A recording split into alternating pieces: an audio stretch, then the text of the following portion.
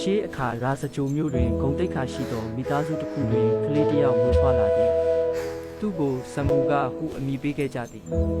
မိဘများကအလွန်ချစ်ခင်မြတ်နိုးတော်လဲဤကလေး၏အနာဂတ်သည်ထူးဆန်းလာပေ၏စံမူကသည်ကလေးငယ်ဘဝမှစ၍ထူးခြားသောအကျင့်များရှိလာသည်အိမ်ထဲကကလေးများသည်အိပ်ရာပေါ်တွင်အိပ်ကြတော်လဲသူကမြေပြင်ပေါ်တွင်သာအိပ်လေးရှိသည်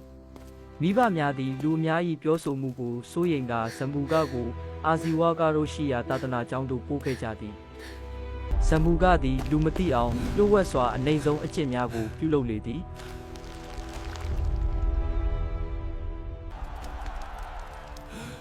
တနေ့တွင်အာဇီဝကတို့သည်သူ၏လျှို့ဝှက်အပြုမှုကိုမြင်တွေ့ကြပြီးအံ့အားသင့်ကာဆက်ဆုပ်ကြသည် Away with you, Jambuka! You have disgraced ထို့ the ကြောင့်သူ့ Dharma. ကိုကျောင်းမှပြင်းထန်စွာ The နှင်ထုတ် gates ကြ are သည် sealed. You are no longer one of us.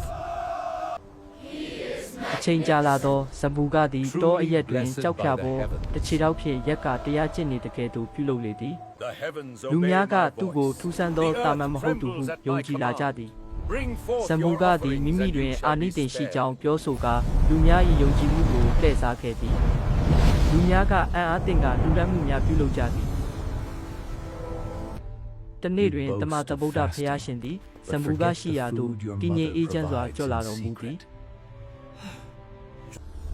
ညအချိန်တွင်နတ်မင်းကြီးများတက်ကမဟာပြမာတို့သည်ဖျားရှင်အားလာရောက်ကြောကြသည် The truth you ဖ hide ျား from ရှင်သည် others, ဇမူက you ၏အတူ also အယောင်ဘဝ hide from ကို yourself. အမှန်တကယ်ဖော်ပြတော်မူ But the သည် path to peace သူ၏ မော requires ဟများ facing ကို it တစ်ခု now. ချင်းဖြောက်ကအ You do မှန် not တရားကို deserve ပြ this သတော်မူ offering, သည် you fraud. Get ဖျား out of ရှင် this သည်ဇမူက monastery. ၏အတိတ်ဘဝကိုပြသတော်မူသည်အရဟတ်ကိုမထီမဲ့မြင်ပြုခဲ့သောအဖြစ်ကြောင့်ယခုဘဝတွင်အကျိုးဆက်များခံစားရကြောင်းသိလာသည်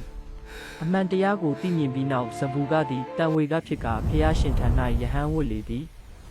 မျက်ရည်များနှင့်အတူသူ၏ဘဝအသစ်စတင်သည်